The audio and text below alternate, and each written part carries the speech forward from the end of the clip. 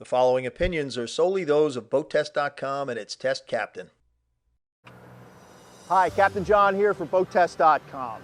You know, about a week or so ago, I was walking down the dock and a brand new sailboat caught my eye.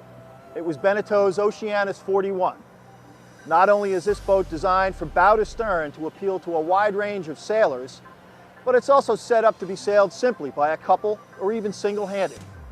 Come on aboard as we go for a test sail and a close-up look of BENETEAU's Oceanis 41.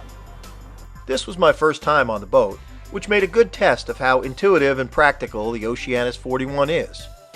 I looked forward to seeing how fast this boat would go under sail and what it would be like to sail her alone. Most of the sailors I know worry about two things: docking and heavy weather. I found out about the docking part right away as I used the boat's dock and go joystick to get out of the slip and the marina. As can be seen, there were no fire drills.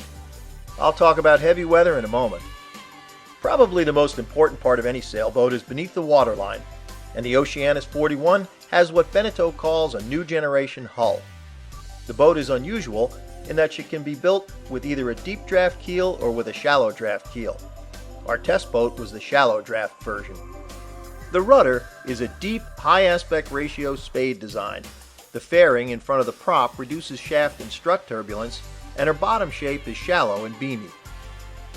Before we get into sail evolutions, let me go over 5 aspects of the Oceanis 41 which I think are most important.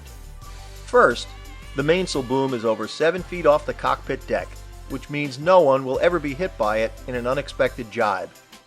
By putting the main sheet blocks on the high fiberglass arch, the cockpit is kept clean and open.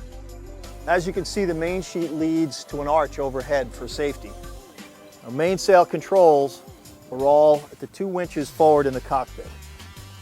Second, this boat has what I would call a modern cutter rig, which is to say that its mast is farther aft than it would be in a sloop rig, and its sail plan is evenly divided between the headsail and the mainsail.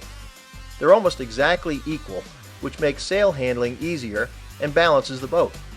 It also allows a good-size optional roller furling staysail to be used in heavy weather.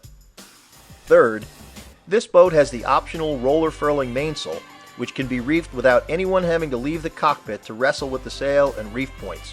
Again, it makes shortening sail easy and safe in heavy weather. Fourth, the helm seat is one continuous bench from the port wheel to the starboard one, which allows easy movement for the skipper from side to side. When anchored, with the push of a button, the seat and transom lower, making it teak beach and one of the coolest swim platforms on any sailboat.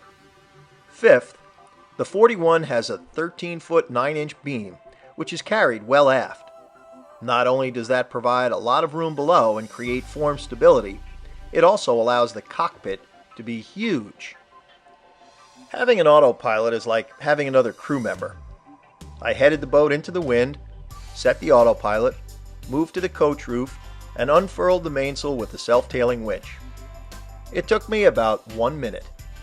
Setting the headsail was almost effortless thanks to roller furling and the self-tailing winches.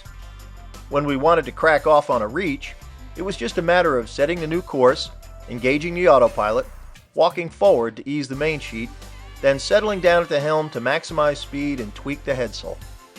Tacking single-handed was all done in one fluid motion. Throwing off the sheet, steering through the eye of the wind, walking to leeward, and bringing home the new working sheet. Because the boat is so well balanced, and because the cockpit is so open, I was able to tack the Oceanis 41 repeatedly without even breaking a sweat. As you can see on the test day, the breeze was light and variable, ranging from 7 to 13 knots true. On the wind and 9 knots of breeze, we were making 5 knots with an apparent wind angle of 29 degrees. When the breeze piped up to 12 knots, we recorded over 6 knots of boat speed at 35 degrees apparent. We hit 7.4 knots on a close reach and dropped to just over 5 knots as we began to put the wind behind us. We didn't heel much in these light winds, but keep in mind that the Oceanis 41 is designed to sail with less than 15 degrees of heel in all conditions, even in heavy weather. That's what makes her so comfortable for the whole family. When it was time to head home, I first started the engine, put the boat head to wind, switched on the autopilot, and furled the headsail. Then, I moved forward in the cockpit to furl the mainsail into the mast. This wasn't quite as easy as unfurling, but the self-tailing winch in low gear did the job. Back in the marina, I once again used BENETEAU's Dock and Go joystick to back the boat in as easy as you please. All BENETEAUs over 40 feet offer the Dock and Go as an option. I can see why. So that's our look at BENETEAU's Oceanis 41. For BoatTest.com, I'm Captain John Wenz.